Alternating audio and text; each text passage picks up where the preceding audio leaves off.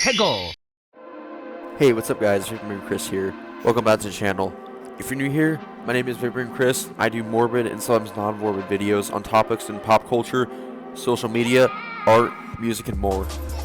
And today is another video back in the morbid topic. And it's going to be a little bit of a different one, a combination of morbid and non-morbid, as we're incorporating a little bit of a non-morbid topic into a morbid topic. And you'll see what I mean. Now, today we're going to talk about the use of true crime and gore in video games around the years. Now, this should be a disclaimer that I do not condone any of this, and this is truly for educational purposes only. And that some of the topics mentioned in this video will be very disturbing, and possibly a trigger warning is needed, because I don't want anyone to flag or report this video. And I'm already getting a bit of strict demonetization or feedback, at least on YouTube, from my videos being a bit not safe for work, if you know, with the topics included. So just a disclaimer, this will be a disturbing video from further on, and without further ado, enjoy. Let's dive into it.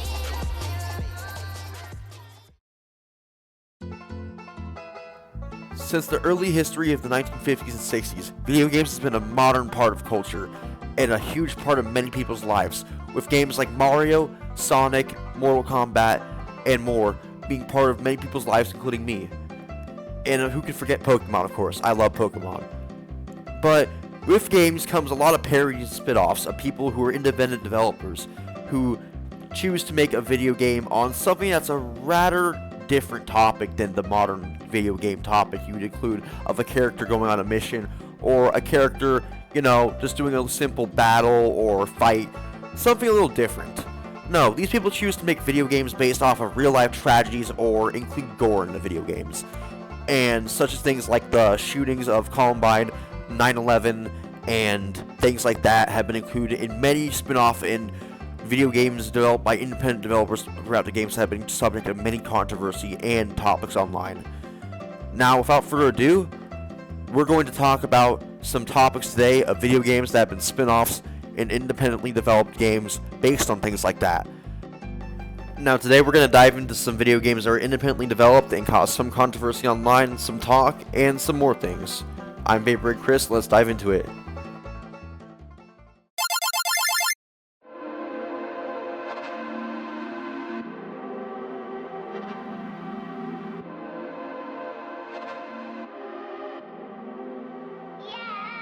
Good morning, America. I'm Charles Gibson. I'm Diane Sawyer, and it's Tuesday, September 11th, 2001. CNN breaking news.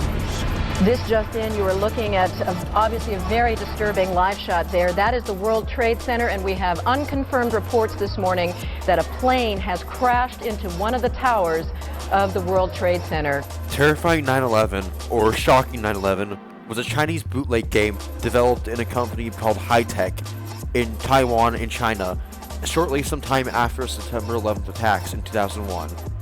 The game was notoriously criticized for using real footage of the 9/11 attacks in it. The game wasn't the original game either. It was supposedly an unauthorized mod of the 1996 video game Metal Slug 2, developed by NASA Corporation.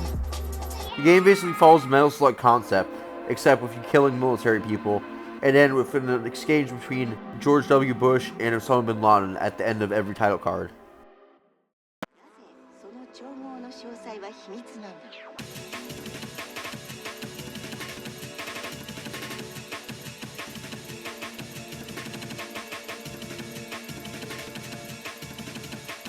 Many kids spend a lot of time on their computers nowadays playing video games. Super Columbine Massacre is one of the games they're playing. 90,000 free copies of it were downloaded off the internet just last week. Super Columbine Massacre RPG is a role-playing game created in 2005. The game follows through the daily lives of the two portrayers of the Columbine Massacre, Eric Harris and Dylan Klebold, the massacre itself as they go through it, and eventually when they end their lives, and then eventually follows the bonus series where they fight demons in hell even. The game was created by a man named Danny Ledone. Danny was bored and trying to experience with his work with developing games, and so he worked on this as a result. Ledone had spent many years previously conceptualizing an idea for a game, but never made one due to his lack of knowledge on game design and programming. Super Columbine Massacre RPG took approximately 6 months to complete. It was made with the developer program RPG Maker 2000. Ladona originally published the work anonymously, then published an artist statement after his identity was revealed. Super Columbine Massacre actually attracted little attention until 2006, when widespread media coverage attracted thousands and thousands of downloads of it. Widespread media coverage was using Super Columbine Massacre as an attempt to talk about the talking point of whether video games cause violence among teens. It was also speculated to be the reasoning behind one of the motives of the 2006 Dawson College shooting. Hell, the game even got feedback from Columbine victims themselves. Some of the fathers and mothers and the victims of them said stuff like, "I was friends with Rachel. You can play in the game and kill Rachel over and over," and stuff like, "You were celebrating the lives of 2 perpetrators of a massacre."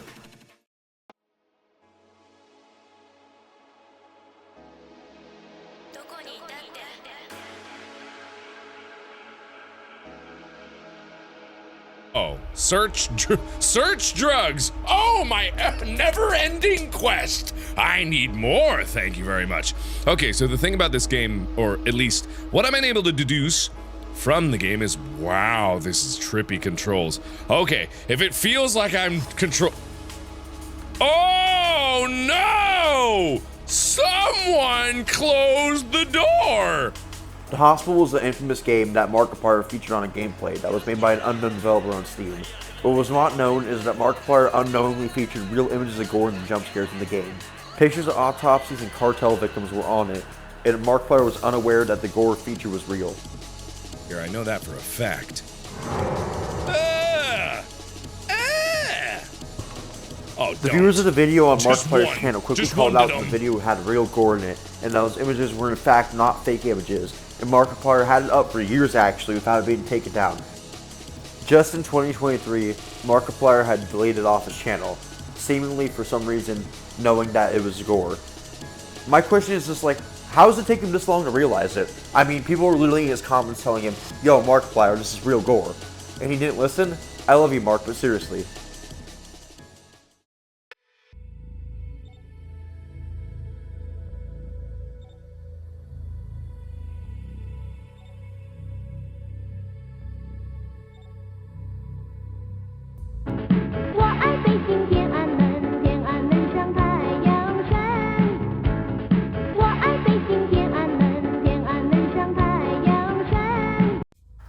Ah, who could forget that catchy little jingle?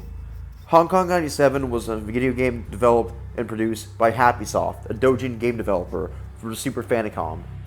The game itself is supposed to be a satirization and parody of the video game industry itself. The game was developed by independent game journalist Kowloon Kurosawa, apparently in just 7 days with the help of his friend. The game itself takes place in China during 1997, during the handover of Hong Kong to the United Kingdom. Facing an increased crime rate due to immigration in China, the Chinese government hires Chin, a super powerful relative of Bruce Lee, to kill the Chinese population. The one thing that got everyone's heads turning in this is a random flash of an image that is supposedly real gore of a war victim that they supposedly randomly use for no actual reason, or to provide, I don't know, scenery or something with gore. I don't really know. It was kind of weird. And you've got people like Some Ordinary Gamers, Mutahar, and even angry video game nerd Cinemassacre making videos on it. It's gotten so big, kind of almost like a cult classic in video games history and video game culture nowadays. But one thing they can all agree on is that the music is god-awful fucking annoying. No, I did not edit that music in. That is a loop of this fucking god-awful music that I've had to hear for the past 6 minutes while I was setting up this recording session really here. And let me tell you, it's as grating as it gets, alright? It's fucking awful. And that's... So the only way I can experience this game is the same way as the rest of the internet.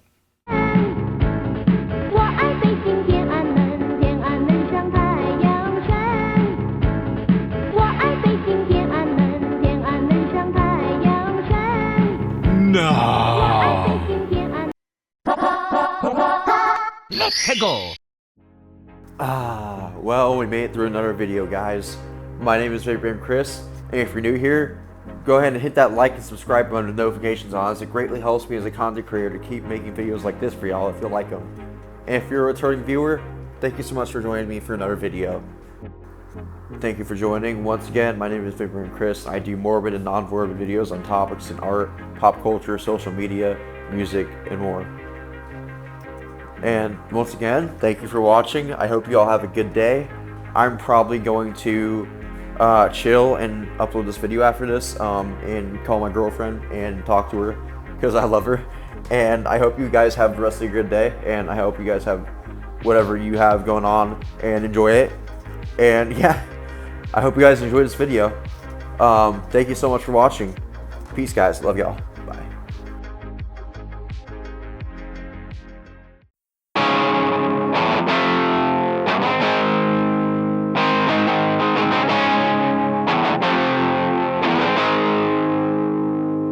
I'm a schemer boy, I'm a dreamer boy, I love a girl that'll leave